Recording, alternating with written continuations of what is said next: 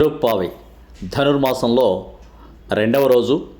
ఈరోజు గోదాదేవి గోపబాలికలకు ఈ ధనుర్మాస వ్రతంలో ఆచరించవలసిన నియమాల గురించి మనకు తెలియజేస్తూ ఉన్నారు.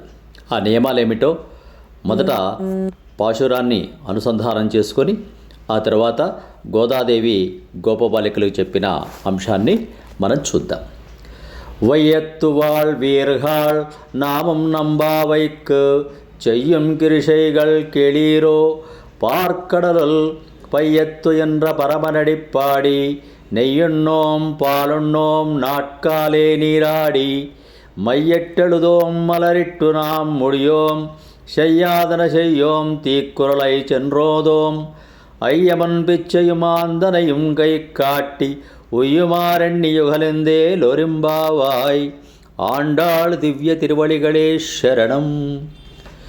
భూమి మీద సుఖములు అనుభవించుటకు జన్మించిన సౌభాగ్యవతులకు గోపకన్యలారా, ఈ ధనుర్మాస వ్రతము ఆచరించుటలో కొన్ని నియమములను ఆచరించాలి. వాటిని శ్రద్ధగా వినండి. చలికాలమని తలచక ఉషఃకాలమున లేచి మేమందరము కలిసి గోవిందనామమును గొంతెత్తి పాడుకొనుచు వెళ్ళి స్నానం చేస్తాము. పాలకడిలో శేషతల్పమున యోగనిద్రలో ఉన్న పురుషోత్తముడై ఎల్లప్పుడూ భక్తుల రక్షించాలని ఆ పనిలో నిమగ్నుడయ్యున్న శ్రీమన్నారాయణుని శ్రీపాద పద్మములను మాత్రమే ఎల్లప్పుడూ మనసులో తలుచుకొందుము.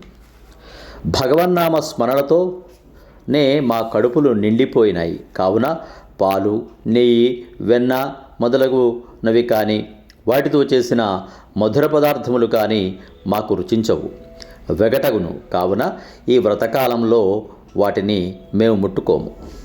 ఈ మాసమున కాటుకయు పుష్పాలంకరణలు చేసుకోము. దేహభ్రాంతి వీడి తనువు మనస్సు పరమాత్మ గుణగణముల గానం చేయడానికి వారి సేవకే సమర్పిస్తాము. పెద్దలు చేయని పనులు మేము చేయము, అసత్యమును మాట్లాడము, పెద్దలను ఘనముగా సత్కరిస్తాము. యాచకులకు పేదవారికి మా శక్తి కొలది దాన ధర్మాలు చేస్తాము. మానవ జన్మను సార్థకము చేసుకొనుటకు పై నియమములు పాటిస్తూ భగవన్నామ స్మరణతో గడపడమే ఈ వ్రతము ముఖ్య ఉద్దేశము అని గోదాదేవి గోపికలకు రెండవ పాశురములోని నియమాలను తెలిపింది. మళ్ళొక్కసారి ఈ పాశురాన్ని మనం అనుసంధానం చేస్తాం.